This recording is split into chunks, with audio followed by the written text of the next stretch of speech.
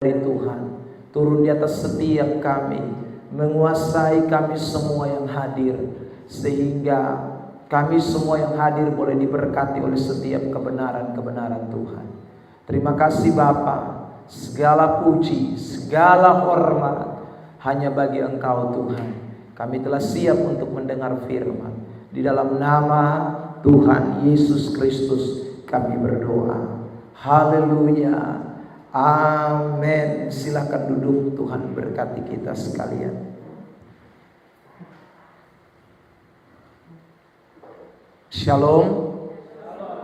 Puji Tuhan Bapak Ibu Saudara yang diberkati Tuhan Yesus Kristus. Bersyukur Tuhan baik, Tuhan luar biasa, sehingga malam hari ini Tuhan izinkan kita untuk boleh memuji, menyembah Dia. Baik, satu bagian kebenaran akan kita perhatikan kembali, ditampilkan 106, khotbah 106. Ya. Kita mau mengekspos kembali 1 Timotius pasal 1 ayat yang ke-7.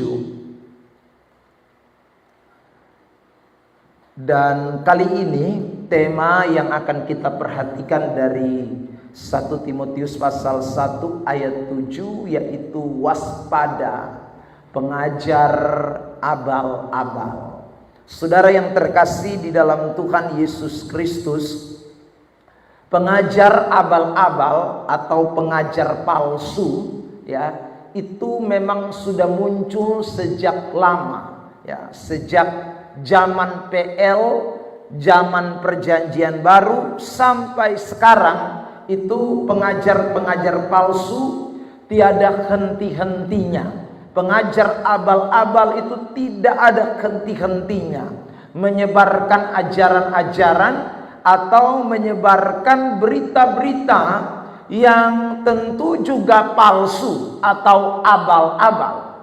Nah, karena itu saudara, Alkitab menasihati kita untuk waspada terhadap pengajar abal-abal itu atau terhadap pengajar-pengajar palsu. Mari kita mau membaca lebih dulu ayat yang mau menjadi sentral eksposisi kita pada malam hari ini. 1 Timotius pasal 1 ayat yang ke-7. Ya, bersama-sama dalam hitungan yang ketiga. 1, 2, 3. Mereka itu hendak menjadi pengajar hukum Taurat tanpa mengerti perkataan mereka sendiri dan pokok-pokok yang secara mutlak mereka kemukakan.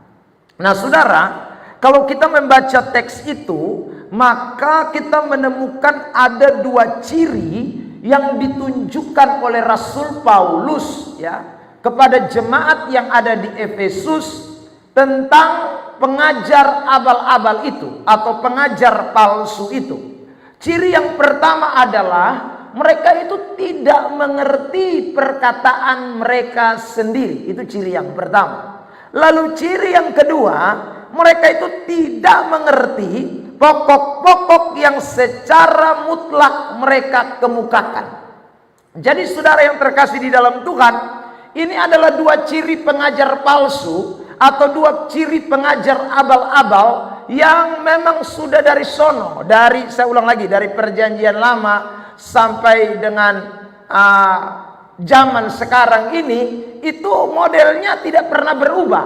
Jadi mereka itu tidak paham, tidak mengerti dengan apa yang mereka katakan, yang mereka ajarkan, bahkan dasar-dasar atau pokok-pokok yang mereka kemukakan itu sendiri, mereka sendiri tidak tahu, saudaraku, kronologisnya atau analisanya seperti apa. Nah, ini yang perlu kita waspadai.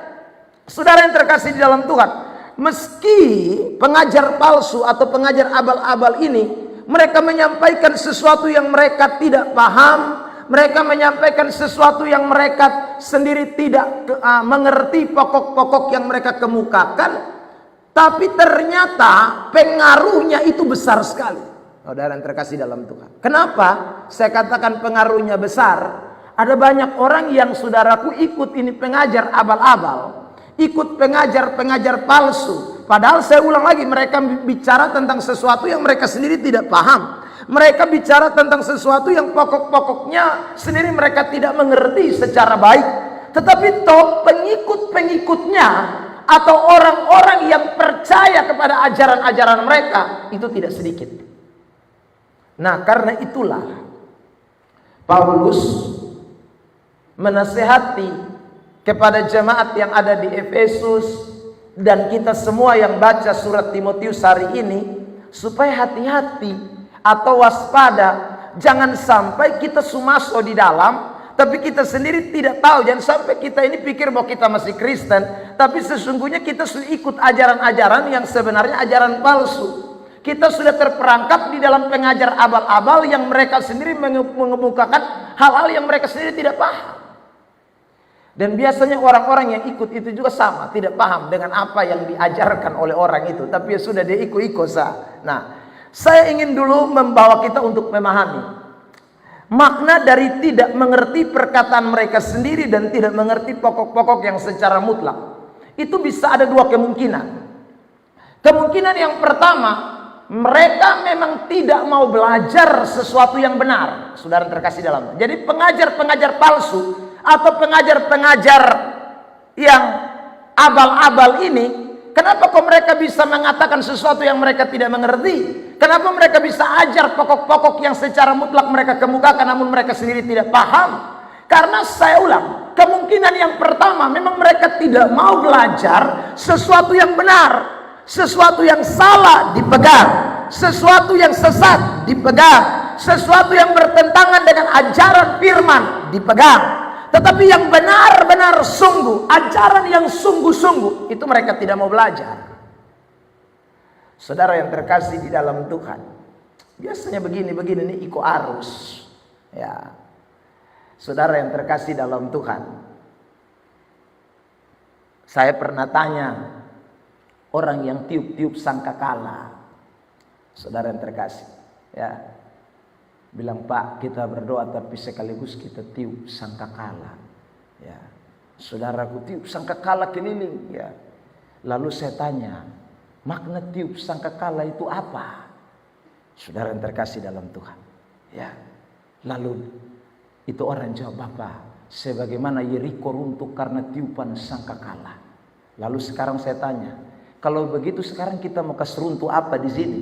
Ya, kita mau keseruntuh di gedung rumah, kok gedung gereja, kok gedung apa yang kita mau keseruntuh sehingga kita sekarang tiup sangkakala.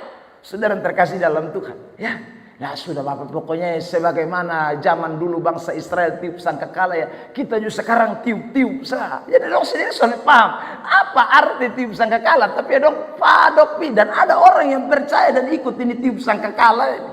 Saudara terkasih dalam Tuhan. Padahal saya ulang lagi, ini orang tidak memahami ajaran yang sesungguhnya benar. Karena dia tidak mengerti makna tiup sangkakala itu apa.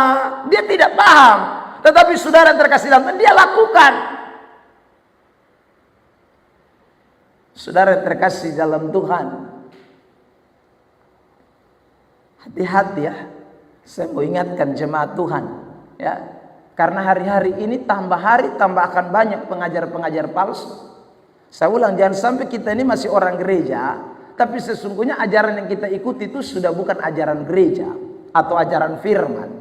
Tapi kita sudah mulai ikut ajaran-ajaran untuk pengajar-pengajar abal-abal, pengajar-pengajar palsu yang tidak jelas ajarannya, saudara, yang tidak ada dasar, ya, yang tidak bisa dikemukakan makna-makna pokoknya, saudara. Ya, karena sekali lagi memang mereka tidak mau belajar, hanya ikut arus, saudara yang terkasih dalam Tuhan. Yang kedua, apa makna dari kata tidak mengerti? Ya, saya tunjukkan dulu ayat ini, Hosea pasal 4 ayat 6. Ini sudah terjadi di zaman perjanjian lama. Mari kita lihat itu ayat, ya, saya bacakan. Umatku binasa karena tidak mengenal Allah. Karena engkau yang menolak pengenalan itu, maka aku akan menolak engkau menjadi imamku. Garis bawah kata imam. Imam itu berarti pemimpin-pemimpin, rohaniawan. Kalau sekarang boleh dikatakan ini pendeta-pendeta. Tapi pendeta-pendeta yang tidak mengenal Allah. Kenapa? Karena mereka menolak belajar pengenalan itu. Dikatakan lanjut, dan karena engkau melupakan pengajaran Allahmu, maka aku juga akan melupakan anak-anakmu. Saudara yang terkasih dalam Tuhan, jadi mereka menolak pengenalan, mereka lupa pengajaran, mereka tidak suka belajar firman yang benar. Akhirnya yang mereka ajarkan itu ajaran-ajaran yang tidak sesuai dengan pengenalan akan Allah. Ini imam loh, saudara.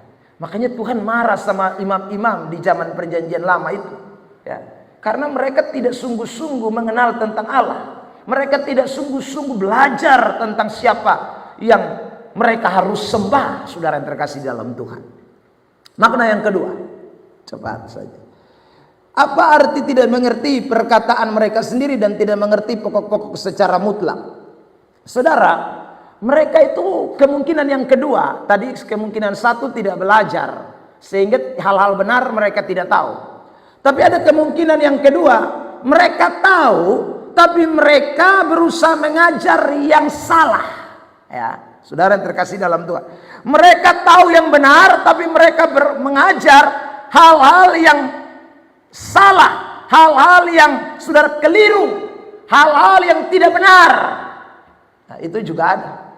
Jadi pengajar-pengajar palsu itu kadang-kadang dong tahu apa yang benar, tapi dong tidak mau sampaikan apa yang benar, dong sampaikan apa yang tidak benar. Saudara yang terkasih dalam Tuhan. Lihat Galatia pasal 1. Ya. Galatia pasal 1 ayat 7 sampai dengan ayat yang ke-9. Yang sebenarnya bukan Injil, hanya ada orang yang mengacaukan kamu. Kembali ke PowerPoint. Sudah ada itu, ya. Jadi ada orang yang saudaraku mengacaukan, ya, dengan bermaksud apa? Memutarbalikkan Injil Kristus. Cukup kecil, jadi mungkin saudara tidak bisa terlalu melihat, ya. Mereka memutarbalikkan Injil Kristus. Namanya putar balik, itu berarti tahu yang benar, tapi bikin jadi sesuatu yang tidak benar. Itu namanya putar balik. Nah, saudara yang terkasih dalam Tuhan. Jadi pengajar-pengajar palsu atau pengajar abal-abal itu kadang-kadang tahu yang betul, kadang-kadang tahu yang benar, tapi mereka tidak berani untuk menyampaikan hal yang benar, tapi mereka putar balik itu Injil. Akhirnya jadi Injil palsu, Injil yang tidak benar. Saudara yang terkasih di dalam Tuhan Yesus Kristus. Dan ini banyak sekali terjadi hari-hari ini. Ya, orang tahu ini kebenaran yang benar, tapi mereka tutup. Mereka tidak mau sampaikan, saudaraku. Mereka putar balik ajaran-ajaran yang justru tidak benar itu disodorkan, ditampilkan, dibicarakan, saudara yang terkasih dalam Tuhan. Nah, itu dua hal yang membuat orang menyampaikan apa yang saudaraku sebenarnya Tuhan tidak inginkan. Itulah pengajar-pengajar palsu. Nah, saudara yang terkasih dalam Tuhan, ini sesuatu yang penting untuk kita sama-sama mengerti. Sebab itulah, saudara, kalau kita belajar kitab suci, ya, kita menemukan bagaimana firman Tuhan itu banyak sekali bicara tentang peringatan-peringatan sehubungan dengan pengajar-pengajar palsu. Makanya tema hari ini adalah waspada terhadap pengajar-pengajar abal-abal. Kenapa? Karena ada begitu banyak ayat di dalam Alkitab yang memberikan warning, yang memberikan peringatan kepada kita untuk hati-hati dengan orang-orang yang model seperti ini, yang merajalela di mana-mana, yang mulai menebarkan ajaran-ajarannya yang tidak berdasar kepada apa yang firman Tuhan katakan. Itu sudah yang terkasih dalam Tuhan, peringatannya keras buat kita. Saya tunjukkan ayat-ayat tentang peringatan itu ditampilkan. Saudara lihat 2 Petrus pasal 2 ayat 1. Ya. Sebagaimana nabi-nabi palsu dahulu tampil di tengah-tengah umat Allah, demikian pula di antara kamu akan ada guru-guru palsu. Mereka akan memasukkan pengajaran-pengajaran sesat yang membinasakan. Bahkan mereka akan menyangkal penguasa yang telah menebus mereka, dan dengan jalan demikian segera mendatangkan kebinasaan atas mereka itu. Jadi ini sudah lihat peringatan ini. Jadi sebagaimana dulu nabi-nabi palsu ada di tengah-tengah umat Tuhan di zaman PL, di zaman PB, demikian juga sekarang. Itu ayat bilang ada banyak guru-guru palsu yang mulai mengajarkan pengajaran-pengajaran sesat. Pasal 2 ayat 3. Lanjut. Dan karena serakahnya guru-guru palsu itu akan berusaha mencari untung dari kami dengan cerita-cerita isapan jempol mereka. Tetapi untuk perbuatan mereka itu hukuman telah lama tersedia dan kebinasaan tidak akan tertunda. Sudah lihat itu ya? Jadi serakahnya guru-guru palsu itu berusaha mencari untung dari kamu. Saudara yang terkasih dalam Tuhan, saya ingat sekitar tahun 2002 apa 2003, saya belum datang ke Kupang. Waktu itu saya masih di Jakarta. Saya masih istilahnya itu ajudan ya, sudah iko ya. Sekolah teologi selesai, tapi masih ikut-ikut pelayanan, ikut-ikut ya saudara. Nah satu hari saya diajak oleh beberapa hamba-hamba Tuhan senior ya saudara. Kami pergi berdoa untuk satu orang pengusaha yang waktu itu lagi dalam masa kebangkrutan. Saudara yang terkasih dalam Tuhan ya. Jadi pendeta yang pergi berdoa itu sekitar mungkin kami ada 5 apa 6 orang ya, sudah tambah saya ya sekitar kami 7 orang, sudah saya lupa persisnya, tapi kami cukup banyak 5-6 orang. Kami saudaraku berangkat, ajudan cuma saya seorang diri ya. Sampai di sana lalu saudaraku pengusaha ini kemudian menceritakan tentang keadaannya yang sekarang lagi parah, kebangkrutan saudara yang terkasih yang dialaminya, karena ada banyak hal yang membuat dia sampai ya keuangannya drop pada waktu itu, sehingga dia minta ini pendeta-pendeta pergi untuk berdoa. Singkat cerita saudara yang terkasih dalam Tuhan, masuklah kami ke kantor daripada pengusaha itu. Lalu saudara, namanya saya ini kan ajudan ya, tukang bawa-bawa tas pendeta-pendeta toh saudara. Jadi saya ikut dari belakang saja, tidak berani nimbrung terlalu dekat ya saudara. Lalu pendeta-pendeta itu masuk ke dalam ruangan itu, saya tidak diizinkan masuk ke ruang kantor itu saudara. Jadi mereka tutup pintu, saya hanya bisa mengintip samar-samar saja lewat jendela. Saudara yang terkasih dalam Tuhan. Jadi kemudian mereka berdoa. Ya, waktu berdoa, karena mereka berdoa saya tidak berdoa karena saya di luar. Toh saudara, saya cuma nonton mereka. Jadi saudara, saya dengar suara yang begitu keras ya, setan-setan di dalam nama Yesus kami usir dari ruangan ini dan lain sebagainya saudara. Lalu kemudian seorang bapak kasih keluar minyak ya, pendeta itu keluarkan minyak di botolnya. Lalu kemudian dia mulai percik keliling itu ruangan, saudara terkasih ya. Dia percik, selesai itu mereka selesai berdoa, mereka datang. Dan kemudian saudara, itu pengusaha sudah siapkan bahwa suara Tuhan tadi mengatakan ya, memang dalam beberapa hari ini perusahaan Bapak sedang drop, tapi Bapak ingat tidak lama lagi, mungkin 2-3 bulan ke depan ya, Tuhan tunjukkan tadi Bapak mulai diberkati, semakin naik. Dan saudara, kami rame-rame semua bilang amin, amin. Termasuk ini pengusaha juga bilang amin. Tapi ketika Bapak naik, ada pesan Tuhan yang disampaikan. Bapak pendeta jangan lupa ya. Ini jelas sekali. Tuhan bicara kepada saya bahwa Bapak harus beri komitmen dan janji Bapak. Kalau Bapak mau sampai 2-3 bulan lagi usaha Bapak itu berhasil, maka Bapak harus buat janji hari ini. Ya. Janjinya adalah Bapak tolong nanti kalau sudah sampai di tahap itu, mobil Avanza 1 harus parkir di rumah. Ya saudara yang terkasih dalam Tuhan. Wih, saya dalam hati pun enak lah ya. Lihat-lihat tiba-tiba minta mobil Avanza. Lalu kemudian pengusaha itu bilang, Pak jangankan mobil Avanza.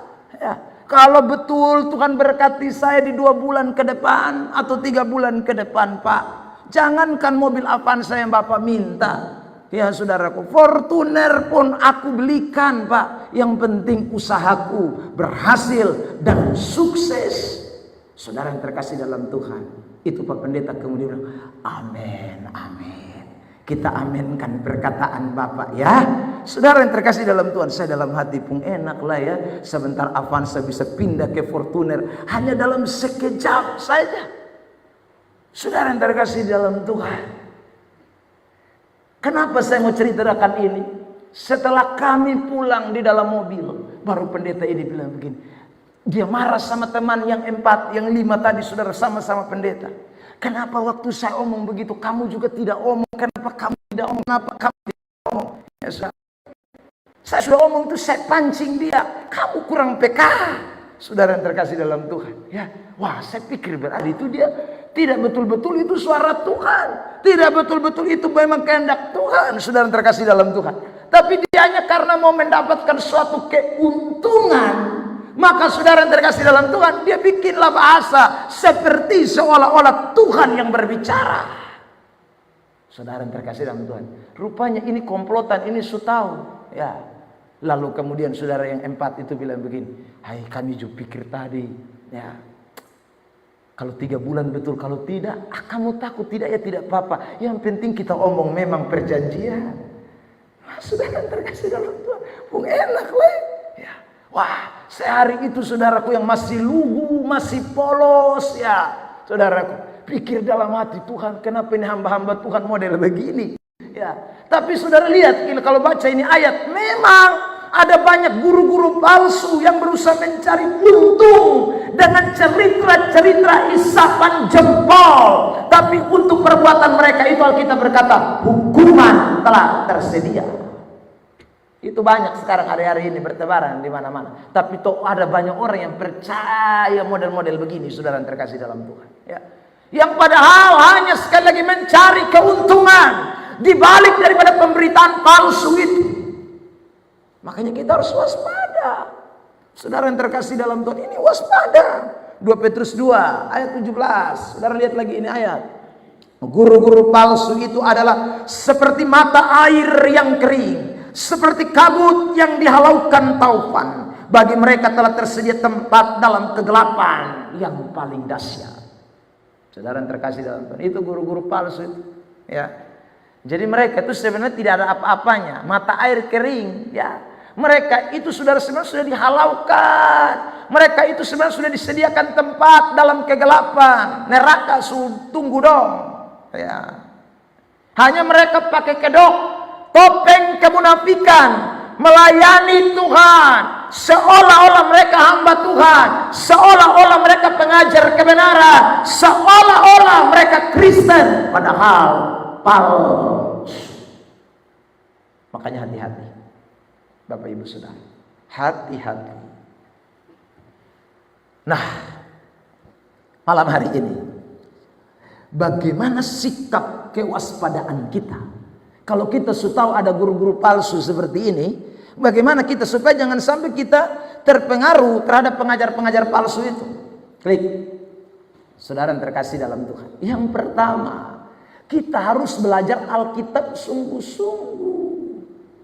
Kalau sudah tidak belajar Alkitab sungguh-sungguh, saudara sebenarnya gampang sekali dipengaruhi oleh itu ajaran-ajaran. Ya. Saudara yang terkasih dalam Tuhan, berapa banyak orang Kristen yang suka belajar Alkitab sungguh-sungguh?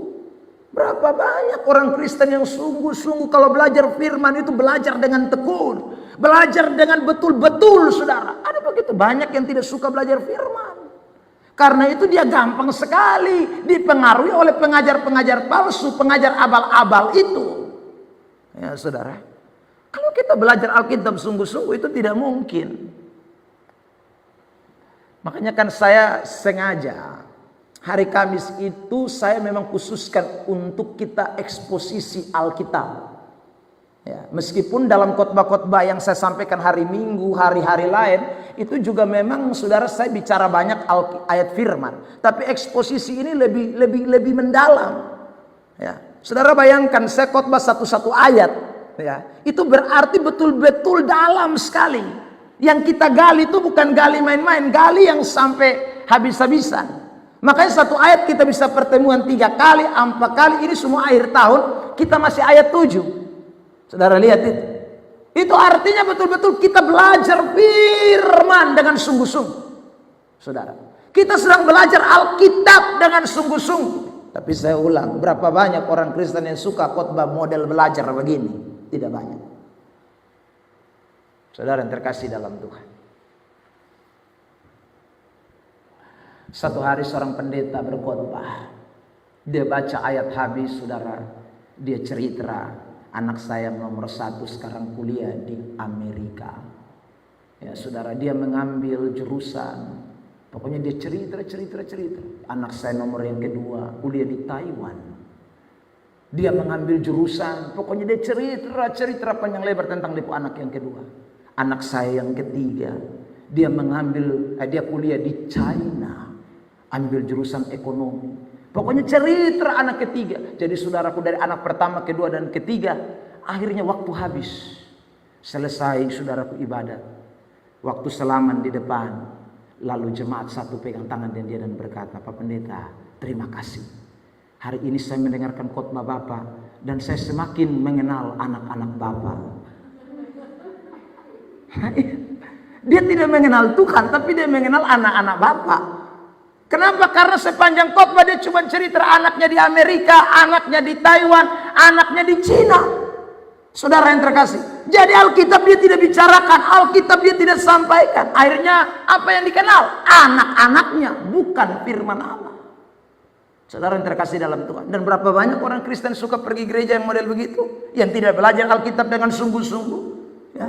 Tapi hanya cerita lintang pukang tidak jelas. Saudara yang terkasih dalam Tuhan, ya. Tapi orang suka dengan demikian. Makanya saudara yang terkasih, gampang sekali kalau ajaran palsu datang, dia kan tidak mengerti ajaran benar. Dia tidak belajar ajaran yang Alkitabiah. Dia tidak tahu ajaran yang sesungguh-sungguhnya. Habis dimakan mentah-mentah. Makanya firman Tuhan itu memang mengajarkan kepada kita untuk belajar sungguh-sungguh, ya. Belajar Alkitab itu tidak boleh main-main. Ulangan pasal yang ke-6 ayat 5 dan ayat 6. Perhatikan, saya bacakan ayat itu. Ulangan pasal 6 ayat 5 dan ayat 6. Tampilkan. Lanjut, klik. Ya, saudara, kasihilah Tuhan Allahmu dengan segenap hatimu dan dengan segenap jiwa. Kevin. Ayat 5-6, kembali. Ayat 5 dan 6. Kasihilah Tuhan Allahmu dengan segenap hatimu dan dengan segenap jiwamu dan dengan segenap kekuatan. Apa yang kuperintahkan kepadamu pada hari ini haruslah engkau perhatikan. Ayat 7, jemaat. 1, 2, 3. Itu kan bukan seperti kita punya sekarang sebuku dalam kitab. Dulu itu saudara terkasih dalam Tuhan kan masing-masing satu-satu helai, ya. Ditulis di daun namanya papirus, saudara. Jadi orang itu hanya bisa pegang satu lembar. Jadi satu lembar itu yang dong ikat, dong tempel di dahi sini, dong ikat di dahi. Jalan di mana-mana kalau ingat buka, baca. Saudara terkasih dalam Tuhan. Kadang diikat di tangan sebagai tanda, saudara terkasih dalam Tuhan. Jadi bukan main-main firman Tuhan itu waktu zaman perjanjian lama itu sungguh-sungguh saudara diajari, dipelajari dengan sungguh-sungguh. Ayat 9, dan haruslah kau menuliskannya pada tiang pintu rumahmu dan pada pintu gerbangmu supaya keluar lihat air, masuk lihat air. Saudara terkasih dalam Tuhan. Jadi mereka belajar Alkitab itu bukan belajar main-main, belajar yang sungguh-sungguh. Tapi saudara lihat ya, bangsa Israel yang belajar non-stop itu firman saja, mereka pernah dibutakan atau diputar balik oleh nabi-nabi palsu. Itu yang belajar Alkitab detik menit hanya baca Alkitab. Nah saudara, apalagi sekarang yang orang Kristen 1 tahun baru buka Alkitab 1 kali, hari Minggu baru buka Alkitab 1 kali. Saudara yang itu dulu tiap menit saja detik baca kitab. Mereka masih gampang dipengaruhi. Kalau saudara baca kitab Yeremia pasal yang ke-29, ya, itu surat Yeremia kepada orang-orang yang ada di buangan.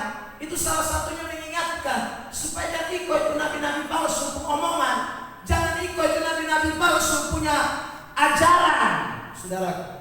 Ya, padahal ini baca kitab suci non-stop ini.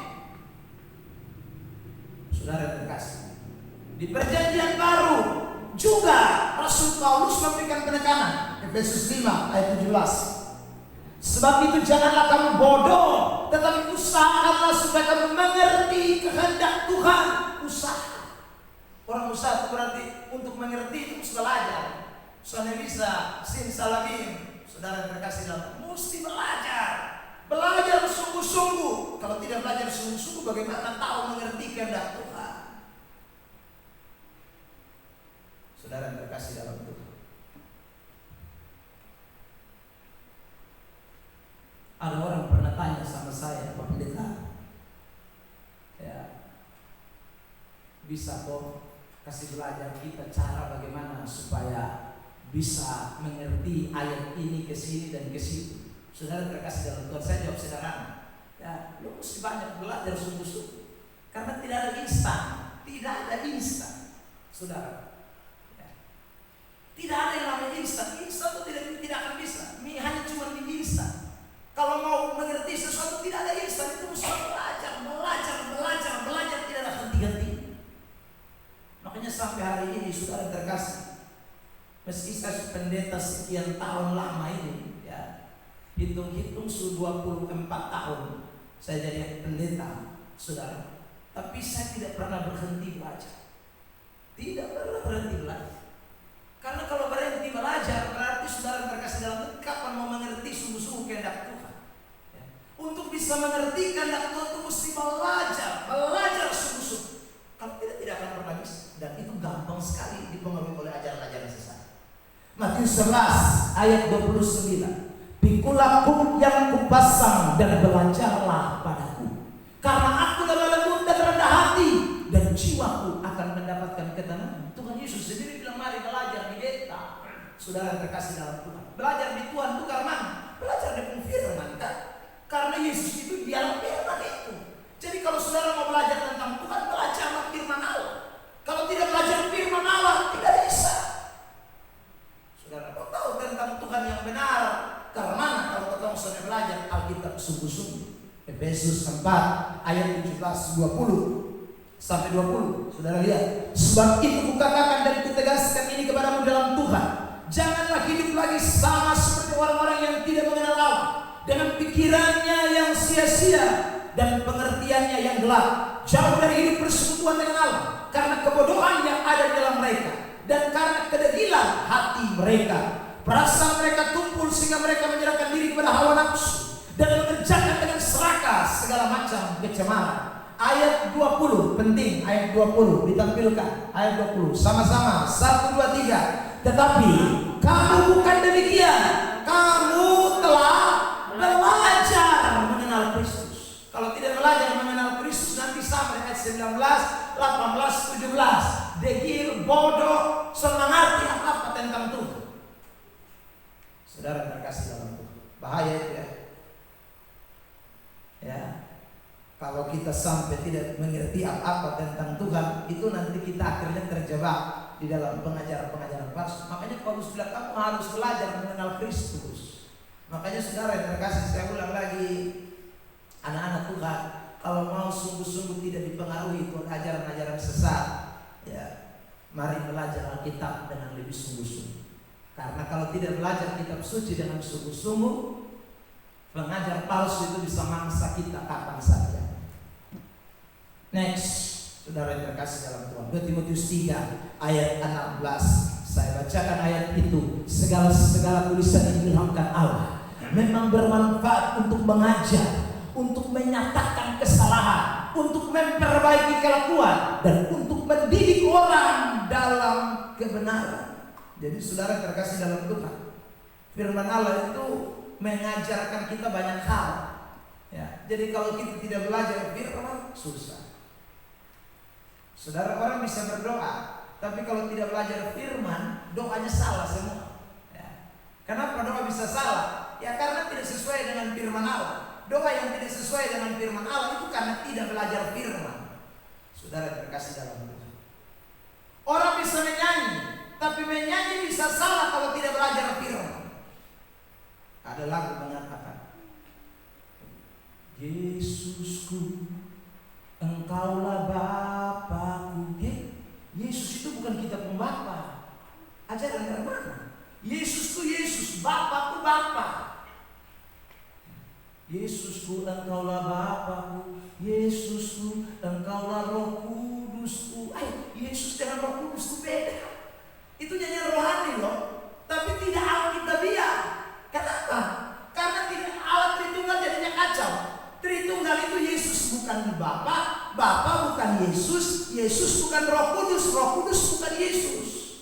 Tapi itu lagu bilang, Yesus engkaulah Bapakku, Yesus engkaulah Roh Kudusku. Ya, orang Kristen menyanyi sambil angkat tangan. Oh haleluya, Yesus adalah Bapakku. Itu karena tidak belajar Alkitab. Saudara yang terkasih dalam Tuhan, itu kalau Yesus bisa bicara dari atas, dia bilang, woi bodoh, beda dengan Yesus dan Roh Kudus itu beda. Ada persoalannya Anda tidak lihat Yesus. Ya, Tuhan kadang-kadang bisa ketawa lihat umatnya. Kenapa? Karena sekali lagi melakukan hal-hal yang salah, tapi seolah-olah rohani. Melakukan hal-hal yang keliru, tapi seolah-olah religius. Nah, itu anak Tuhan, kita harus belajar Alkitab sungguh-sungguh supaya tahu. Ya. Kalau tidak nanti kita bisa salah, menyanyi salah, saudara. Apalagi doa salah. Itu. Jadi ingatlah baik-baik itu. Makanya belajar firman itu penting. Sebab tanpa belajar firman kita bisa jadi orang yang keliru. Next. Saudara terkasih dalam Tuhan. Lihat. Matius 28 ayat 19-20 berkata, pergi dan jadikanlah semua bangsa muridku. Ya sudah, murid itu apa? Belajar. Ya.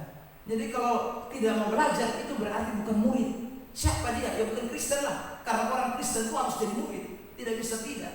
Saudara yang terkasih dalam Tuhan. Jadi kalau mau jadi Kristen tidak mau jadi murid, itu Kristen abal-abal. Ya. Kristen yang sungguh-sungguh itu Kristen yang belajar firman, yang menjadi murid. Kolose 1:28 ayat terakhir di bagian ini. Dialah yang kami beritakan apabila tiap-tiap orang kami nasihati dan tiap-tiap orang kami ajari dalam segala hikmah untuk memimpin tiap-tiap orang kepada kesempurnaan dalam Kristus. Paulus bilang, kami beritakan, kami nasihati, kami ajari dalam segala hikmah, dalam segala kepintaran Paulus itu. Dia ajar banyak orang supaya orang-orang itu dipimpin kepada kesempurnaan di dalam Kristus. Jadi saya ulang, jemaat Tuhan, hari ini saya mau mengajak kita semua semangatlah belajar Alkitab. Ya. Sebab kalau saudara tidak belajar Alkitab sungguh-sungguh, saya mesti bilang ya, ingat sebelum Tuhan Yesus datang kembali yang kedua kali itu akan datang murtad. Murtad itu artinya orang akan berbalik dari Kristus dan tinggalkan Kristus. Ya, saudara bisa berkata hari ini saya percaya saya tidak akan tinggalkan Kristus. Siapa bilang? Alkitab bilang jangan engkau menyangka engkau bisa berdiri kuat. Jangan, saudara. Ya, tidak ada orang bisa hebat di dunia. Kalau kita tidak sungguh belajar firman Tuhan, jangan sampai kita sudah masuk kelompok orang yang akan murtad sebelum kedatangan Tuhan. Ya, jangan sampai saudara terkasih dalam Tuhan kita ini segera di depan sana setunggu kita, karena kita tidak punya kekuatan yang sungguh untuk saudaraku mengiring Tuhan.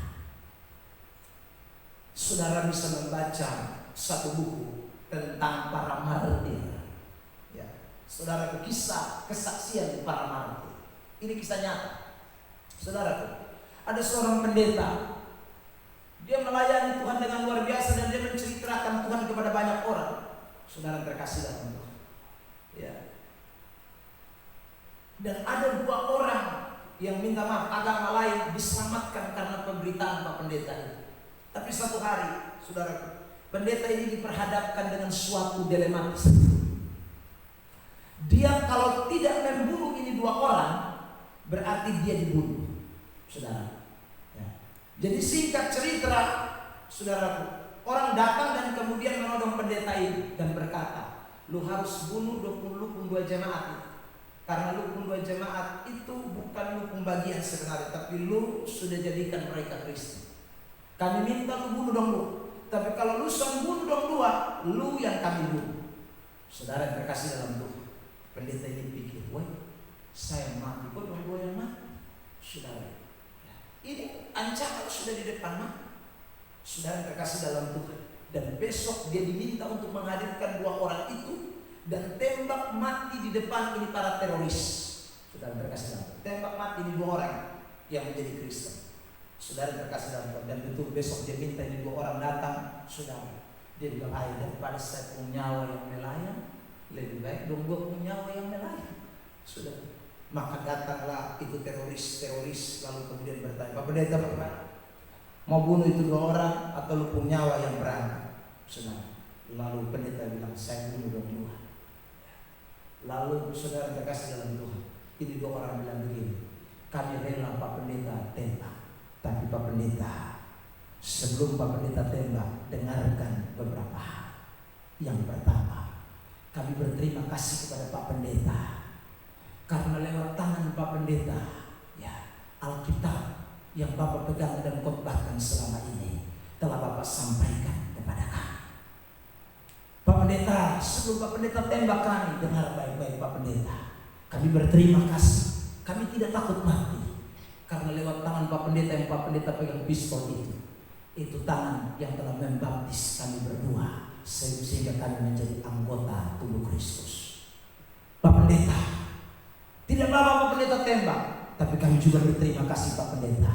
Lewat tangan Pak Pendeta itu juga, Pak Pendeta akan mengantarkan kami lebih cepat sampai ke surga. Begitu dong ngomong begitu, Pak Pendeta langsung bilang, tas, langsung tembak. Dan 2 orang itu mati seketika di tangan pendeta yang memberitakan Injil bagi mereka, yang membaptis mereka, saudara terkasih dalam Tuhan, yang melayani mereka. Tapi dari tangan itu juga mereka diantar ke surga. Siapa dia? Pendeta. Waktu saya baca saksi itu, kesaksian ya tentang martir, saudara yang terkasih, saya merenungkan, tidak ada manusia yang hebat. Kalau ancaman sudah datang itu, saudara terkasih dalam Tuhan, kita bisa goyah seketika. Ya. Kita bisa goyah seketika. Karena itu saudara terkasih dalam Tuhan, betapa pentingnya kekuatan Injil itu di dalam hidup kita. Kalau firman tidak mendasari hidup kita dengan sungguh-sungguh, kita tidak belajar Alkitab sungguh-sungguh. Saya ulang, sebelum Tuhan datang, murtad akan datang gila-gilaan. Jangan sampai ada di antara kita yang menjadi pengkhianat, saudara terkasih, karena tidak sungguh-sungguh bertekun di dalam ajaran firman Allah. Masih yang kedua, nanti minggu depan, saudara terkasih dalam Tuhan, saya akan menyampaikan itu, ya, saudara yang dikasih oleh Tuhan. Tapi orang yang belajar firman, tutup dengan ini ayat Lukas 6 ayat 40. Seorang murid tidak lebih baik daripada gurunya, tetapi itu ayatnya, barang siapa yang telah tamat pelajarannya akan sama dengan gurunya. Jadi kalau kita belajar firman dengan sungguh-sungguh, saudara terkasih dalam Tuhan, memang kita tidak lebih baik dari Tuhan Yesus, tapi paling tidak kita bisa sama dengan Dia kalau Dia datang kembali yang kedua kali. Karena itu jangan lupa untuk semangat belajar firman Tuhan. Ya. Minggu depan kita akan belajar yang kedua, saudara. Harus kritis dan menguji segala sesuatu. Ya. Orang kalau sudah belajar firman dengan sungguh-sungguh, dia akan tambah otak kritis. Itu penting. Nanti saya akan bahas itu panjang lebar. Ya. Dia tidak akan terima mentah-mentah. Ya. Kalau yang tim sangkakala datang ajar dia, yang pengaminnya karma biru datang ajar dia tidak akan terima mentah-mentah. Dia kritis. Dia akan betul-betul uji. Ini dari Tuhan bukan. Yang penglihatan tutup mata, buka mata, lihat, dia tidak akan terima sungguh-sungguh. Dia akan kritis. Itu adalah orang-orang yang sungguh waspada terhadap pengajaran palsu. Nanti kita bahas ke depan. Tuhan